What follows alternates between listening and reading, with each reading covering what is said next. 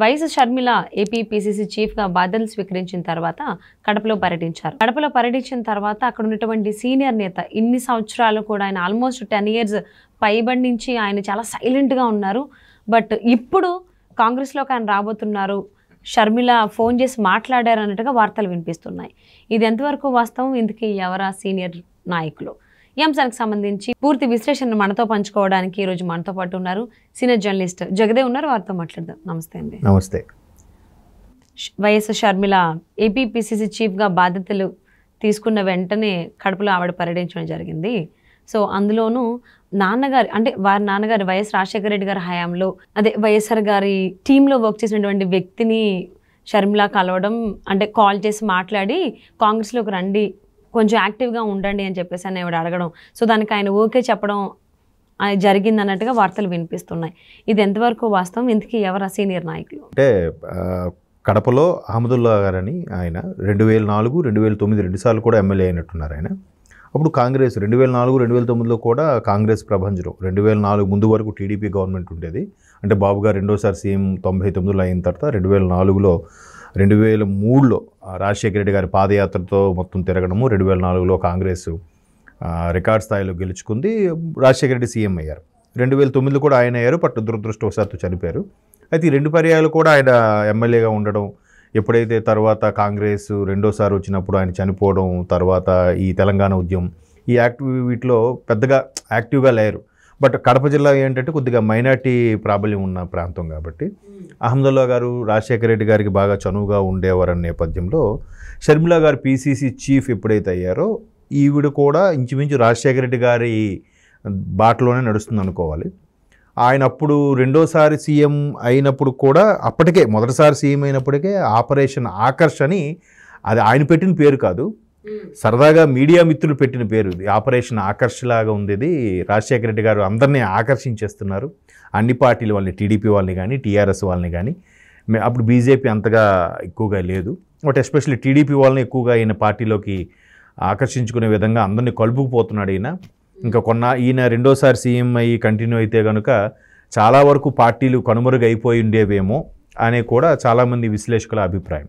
So ఇప్పుడు ఈవిడ కూడా మ్యాక్సిమం అప్పుడు రాజశేఖర రెడ్డి గారి హయాంలో ఎవరైతే యాక్టివ్గా ఉన్నారో, ఎవరైతే మినిమం 2 సార్లు పనిచేశారో ఎమ్మెల్యేగా, లేదా మాజీ మంత్రులు ఎవరైతే ఉన్నారో వాళ్ళందరినీ కూడా మ్యాక్సిమం ఈవిడ పిలిచి కలుపుకుపోవడానికి, ఒక బలంగా ఒక టీమ్గా వర్క్ చేయడానికి ఈవిడ ప్రయత్నిస్తున్నారు. సో అది క్లియర్గా కనిపిస్తుంది. మీరు అన్నట్టు ఆయన 2 సార్లు కాంగ్రెస్లో ఉన్నప్పటికీ రాజశేఖర రెడ్డి గారు రెండో పర్యాయంలో మేలో ప్రమాణ స్వీకారం అయింది, సెప్టెంబర్లో చనిపోయారు. ఆయన సెప్టెంబర్ 2నే చనిపోయారు. సో ఈ 2 నెలల్లో పెద్దగా ఏం జరిగింది లేదు. తర్వాత ప్రభుత్వం కూడా చాలా ఇబ్బందులు పడింది.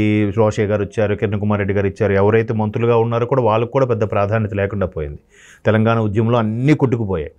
సో ఇప్పుడు మళ్ళీ ఒక్కసారి స్తబ్దుగా ఉండిపోయిన నాయకులందరూ తర్వాత 2014కి 19కి కూడా కొంతమంది యాక్టివ్గా లేరు. ఇప్పుడు అటువంటి వాళ్ళని మళ్ళీ ఈవిడ ఎందుకు తీసుకొస్తున్నారంటే, ఫస్ట్ రీజన్ ఏంటంటే మ్యాక్సిమం టీడీపీలో ఉన్న వాళ్ళు కూడా చాలామంది వైసీపీలోకి వెళ్ళారు.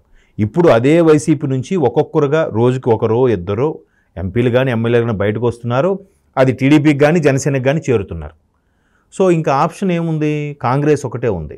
కాంగ్రెస్కి కూడా నాయకుల్ని తీసుకొచ్చుకోవాలి, నాయకుల్ని సీనియర్ లీడర్లని తీసుకోవాలి, వాళ్ళని ఆకర్షించుకోవాలంటే కాంగ్రెస్ అనేది ఆంధ్రప్రదేశ్లో పెద్దగా ప్రభావం లేని పార్టీగా ఉంది ప్రస్తుతం. సో ఇప్పుడు ఎవరైతే గతంలో రాజశేఖర రెడ్డి గారి హయాంలో కానీ అంతకు ముందుకు కానీ యాక్టివ్గా ఉండేవారో, మాజీ మంత్రులు కానీ మాజీ ఎమ్మెల్యేలుగా ఉండేవాళ్ళు, అటువంటి వాళ్ళని మళ్ళీ ఈవిడ వాళ్ళకి ఫోన్ చేసి మాట్లాడడం, వాళ్ళని గ్యాదర్ చేయడం గట్రా చేస్తున్నారని కాంగ్రెస్ శ్రేణులు మాట్లాడుతున్నాయి. అఫ్కోర్స్ దీని వెనక చాలామంది స్కెచ్ ఉంది. కేవీపీ రామచంద్ర గారు స్కెచ్ ఉంది. రేవంత్ రెడ్డి గారు ఫుల్ సపోర్ట్ ఇస్తున్నారు, తెలంగాణ ముఖ్యమంత్రి రేవంత్ రెడ్డి గారు. అండ్ మోర్ అధిష్టానం కూడా ఫుల్ పవర్స్ ఇచ్చేసింది. మీరు ఏం చేస్తారో తెలియదు, మరలా ఆంధ్రప్రదేశ్లో కాంగ్రెస్ని ఒక స్థాయిలో నిల్చోబెట్టాలి. ఇప్పుడు కాకపోయినా, ఇప్పుడు అంత ప్రభావం చూపకపోయినా 2029కైనా కాంగ్రెస్ ఒక ప్రభావం చూపే పార్టీలాగా ఉండాలి. ఎందుకంటే నేషనల్ పార్టీ ఆ స్థాయిలో నిలబెట్టాలంటే ఇప్పటి నుంచే కసరత్తు స్టార్ట్ చేయాలి. అండ్ మోర్ ఓవర్ ఈవిడికి పీసీసీ చీఫ్ ఇచ్చారు కాబట్టి ఈవిడ మార్క్ అంటూ చూపించుకోవాలిగా. రాజశేఖర రెడ్డి గారి బిడ్డగా ఆ మార్క్ చూపించుకునే ప్రయత్నం ఆవిడ ఇప్పటి నుంచే స్టార్ట్ చేశారని అర్థమవుతుంది. ఇప్పుడు అహ్మదుల్లా లాంటి వ్యక్తుల్ని కలుపుకుపోవడం, కేవీపీ గారు లాంటి వ్యక్తుల్ని ఫోన్ ద్వారా సంభాషించి మరలా ఆయన సలహాలు సూచనలు తీసుకోవడం. మీరు అన్నట్టు ఆపరేషన్ ఆకర్ష్ ఏదైతే ఉందో అది మ్యాక్సిమం ఇంకా ఇప్పుడు వైసీపీలో ఎవరైతే టీడీపీని కానీ జనసేనను కానీ దుమ్మెత్తిపోసారో భయంకరంగా విమర్శలు చేశారో అటువంటి వాళ్ళు ఇప్పుడు బయటకు వచ్చేస్తే ఇంకా వాళ్ళకి ఆప్షన్ ఏముంది? బీజేపీకి అంత ఇది లేదు ఆంధ్రాలో టీడీపీ జనసేనకి అంత దారుణంగా విమర్శించిన వాళ్ళు ఖచ్చితంగా ఆ పార్టీలోకి వెళ్ళలేరు. అప్పుడు ఇంకా one and only option Congress. That Sharmila గారు ఉన్నారు. ఇప్పుడు వైసీపీ కాంగ్రెస్ ఒకటే అని అనుకోవాలి ప్రస్తుతానికి. అంటే కొన్ని సందర్భాల్లో ఎలా అంటే చాలామంది ఇప్పటికీ విశ్లేషకులు కొంతమంది విమర్శకుల అభిప్రాయం ఏంటంటే షర్మిల గారు ఈరోజు కూడా జగన్మోహన్ రెడ్డి గారు వదిలిన బాణం అనే ఫీలింగ్లో ఉన్నారు. కాబట్టి అప్పట్లో చాలామంది విమర్శించిన విమర్శ ఏంటంటే తల్లి కాంగ్రెస్ పిల్ల కాంగ్రెస్ అని అనేవారు. పెద్ద కాంగ్రెస్ని తల్లి కాంగ్రెస్ అని, వైఎస్ఆర్సీపీని పిల్ల కాంగ్రెస్ అని అనేవారు. సో ఇప్పుడు కూడా పిల్ల కాంగ్రెస్ టీడీపీకి జనసేనలోకి వెళ్ళలేకపోయే పక్షంలో పిల్ల కాంగ్రెస్లో ఉన్న నేతలు ఎవరైతే ఉన్నారో వాళ్ళు టీడీపీ జనసేనలోకి వెళ్ళలేని పక్షంలో ఖచ్చితంగా తల్లి కాంగ్రెస్లోకి వెళ్ళాలి. And moreover Congress party national wide party ఎప్పటి నుంచో ఉన్న పార్టీ కాబట్టి ఇప్పుడు సోకాల్డ్ నేతలు అందరూ ఎవరైతే ఉన్నారో వీళ్ళందరూ కూడా ఒకప్పుడు కాంగ్రెస్కి ప్రత్యక్షంగానో పరోక్షంగా పనిచేసిన నాయకులే కాబట్టి సో మళ్ళీ కాంగ్రెస్లోకి వెళ్తారు. అండ్ మోరోవర్ షర్మిల గారు ఉన్నారు కాబట్టి రాజశేఖర రెడ్డి బిడ్డగా అని ఆ సాకుతోనే వెళ్ళొచ్చు. లేదా ఇంక టీడీపీ జనసేనలోకి వెళ్ళలేక ఆప్షన్ లేక కాంగ్రెస్లోకనే వెళ్ళొచ్చు. అండ్ అందుకే చాలామంది చెప్పే అభిప్రాయం ఏంటంటే షర్మిల గారు పీసీ చీఫ్ అయిన తర్వాత ఎక్కువగా గండిపడేది వైఎస్ఆర్సీపీకే. వైఎస్ఆర్సీపీని నమ్ముకొని ఎవరెవరైతే సీనియర్ నాయకులు ఉన్నారో వైఎస్ఆర్సీపీనే బేస్ చేసుకొని టీడీపీ జనసేనని ఎవరైతే బాగా విమర్శించారో వాళ్ళు ఇప్పుడు ఒక్కొక్కరుగా బయటకు వచ్చే పరిస్థితిగాను ఉంటే గట్టిగా అయితే టీడీపీ జనసేనలోకి వెళ్ళారు. ఎందుకంటే టీడీపీ జనసేనలో కూడా ఇంకా ప్లేసెస్ లేవు. అక్కడ సమన్వయ కమిటీలతో ఎవరికి ఏ సీట్ ఇవ్వాలి, ఎవరికి ఏ స్థానం ఇవ్వాలనే మీమాంసల నేపథ్యంలో ఖచ్చితంగా వైసీపీ నుంచి వచ్చేవాళ్ళు కాంగ్రెస్లోకి వెళ్ళాలి. ఒకవేళ టీడీపీ జనసేనలోకి వెళ్ళినా సీట్ వస్తుందో రాదో అని గ్యారంటీ లేదు, బీఫామ్స్ దొరుకుతాయో లేదో అని గ్యారంటీ లేదు. ఎందుకంటే టీడీపీ జనసేన ఇంకా సీట్లు సర్దుబాటులో సతమతం అవుతూనే ఉంది. సో అంటే షర్మిల గారు పిసిసి చీఫ్గా బాధ్యతలు స్వీకరించినటువంటి మరుక్షణమే ఖచ్చితంగా అన్నయ్య జగన్మోహన్ రెడ్డికి గట్టి షాక్ ఇవ్వాలి అని చెప్పేసి అని అనుకునే కడప నుంచి ఈ అహ్మదుల్లా గారిని సీనియర్ నాయకులు మాజీ మంత్రి ఎమ్మెల్యేగా 2 సార్లు పనిచేశారు వైఎస్ఆర్ గారి హయాంలో.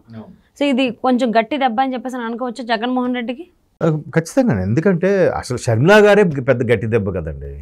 సొంత చెల్లెలే బయటకు వచ్చి కాంగ్రెస్తో పీసీసీ చీఫ్గా ఉండి ఏ కాంగ్రెస్ని అయితే విమర్శించారో, ఏ కాంగ్రెస్ అయితే జగన్మోహన్ రెడ్డి గారిని A1గా పెడుతూ ఎఫ్ఐఆర్లో రాజశేఖర రెడ్డి గారి పేరుని చేర్చిన కాంగ్రెస్ పార్టీ అని విమర్శించిన ఇదే షర్మిల గారిని మళ్ళీ కాంగ్రెస్ పీసీసీ చీఫ్గా పెట్టడం అనేది జగన్మోహన్ రెడ్డి గారు వదిలిన బాణం షర్మిల గారు అవునో కాదనో తెలియదు. కానీ జగన్మోహన్ రెడ్డి గారికి మాత్రం కాంగ్రెస్ మాత్రం షర్మిల గారు అనే బాణం మాత్రం వదిలిందని అనుకోవచ్చు. అదే సో వైఎస్ షర్మిల గట్టి షాకే ఇస్తుంది అన్నయ్యకి. సో మొదటి షాకే ఆవిడ కూడా స్టార్ట్ చేశారు. ఆవిడ కూడా చాలా చాకచక్యంగా లౌక్యంగా ఇప్పుడు మొన్న వాళ్ళ అబ్బాయి దీనికి కూడా అటు జగన్మోహన్ రెడ్డి గారిని, చంద్రబాబు నాయుడు గారిని, పవన్ కళ్యాణ్ గారిని అందరినీ పిలుస్తున్నారు ఆవిడ. రాజకీయాలకు అదే కదా రాజకీయం అంటే. లోపల ఎన్ని ఫీలింగ్స్ ఉన్నా, లోపల పట్టడానికి కోపం ఉన్నా కూడా బయటకు మాత్రం నవ్వుతూ పలకరించాలి, అందరినీ ఆహ్వానించాలి, అందరితో మాట్లాడాలి, అందరినీ కలుపుకోవాలి. అది కదా రాజకీయం. సో ఆవిడ ఆల్రెడీ ప్లే స్టార్ట్ చేశారని అనిపిస్తుంది. మీరు అన్నట్టు కడపతోనే అది కూడా స్టార్ట్ చేశారు, ఫస్ట్ బాల్ 6 కొట్టినట్టు. అవును.